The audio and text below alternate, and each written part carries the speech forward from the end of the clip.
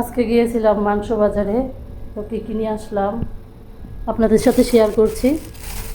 এই তো গরুর মাংস, সাথে একটু চর্বি দিয়েছে, গুড়দা, তারপরে এসে গুঁড়ি, এটাও মাংস,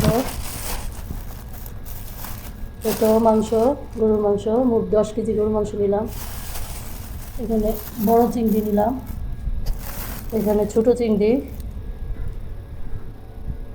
আর কিছু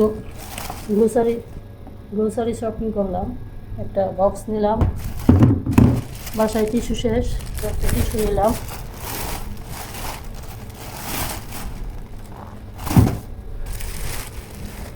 সাথে মধু নিলাম, এগুলো মধু। গ্লাভস নিলাম, গ্লাভস। একটু মেডিসিন নিলাম, এখানে টয়লেট টিস্যু নিলাম, আর একটা ওয়াল ক্লথ নিলাম, তো আজকে টুকিটাকি কেনাকাটা করা।